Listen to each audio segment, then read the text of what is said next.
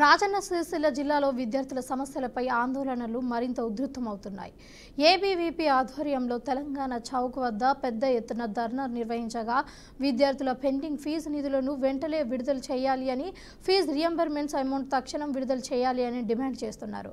ఇక ప్రభుత్వం స్పందించకపోతే ముఖ్యమంత్రి క్యాంప్ ఆఫీస్ను ముట్టగిస్తాము అని గల్లీలో అడ్డుకుంటామని ఏబీవీపీ నేతలు హెచ్చరిస్తున్నారు. మొత్తం 8,500 కోట్ల రూపాయల బకాయిలను శాంక్షన్ చేయాలి అని, ప్రభుత్వం వెంటనే చర్యలు తీసుకోకపోతే రాష్ట్ర వ్యాప్తంగా ఆందోళనలు విస్తరిస్తున్నామన్నట్లుగా నాయకులు తెలిపారు.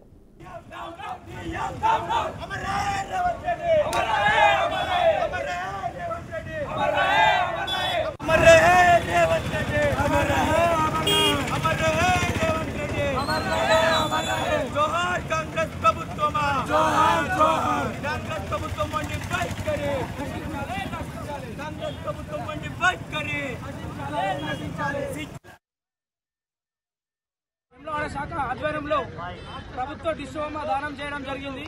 ఎందుకంటే ఈ యొక్క స్కాలర్షిప్లు రాక దాదాపు 2 సంవత్సరాలు కాబోతుంది.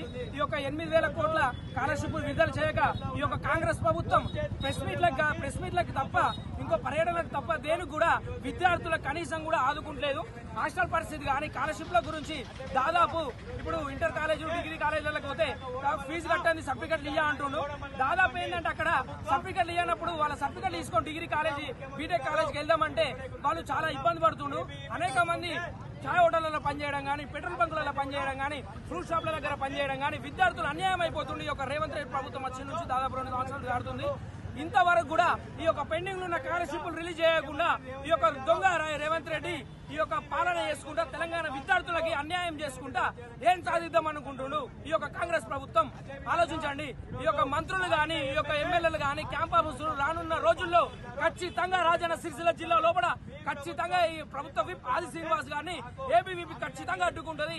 ఎందుకంటే వెంటనే స్కాలర్షిప్లు విడుదల చేయకపోతే ఈ రానున్న రోజులలో ఉద్యమాలు, ఏబీవీపీ ఉద్యమాలు రాజన్న సిరిసిల్ల జిల్లాలో అనేక జరుగుతాయని ఈ ఉద్దేశంగా విడుదల. అలాగే ఈ యొక్క పెండింగ్ ఉన్న స్కాలర్షిప్ వెంటనే విడుదల చేయనప్పుడు అప్పటికి ఈ యొక్క ప్రభుత్వాలకు కూడా రానున్న ప్రభుత్వాలకి ఎలా అయితే బీఆర్ఎస్ ప్రభుత్వాన్ని గద్దదించిందో కథన పేరుతోని ఈ యొక్క రేవంత్ రెడ్డి ప్రభుత్వాన్ని కూడా గద్దదించే రోజులు దగ్గరనే ఉన్నాయని ఈ యొక్క రేవంత్ రెడ్డి ఏబీవీపీ రాజన్న సిరిసిల్ల హాస్టల్ జిల్లా కన్వీనర్ ఏదైతే రాష్ట్ర శాఖ పిలుపు మేరకు ఈరోజు వేములవాడ పట్టణం లోపల రాష్ట్ర ప్రభుత్వం దిష్టి బొమ్మ దగ్నం చేయడం జరుగుతుంది.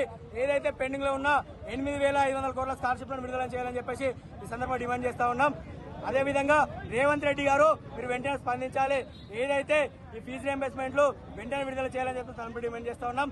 లేని పక్షంలో మీ సెక్రటరియట్ ముట్టడిస్తాం, ఎమ్మెల్యే ఆఫీసులను ముట్టడిస్తామని సందర్భంగా తెలియజేస్తా ఉన్నాం.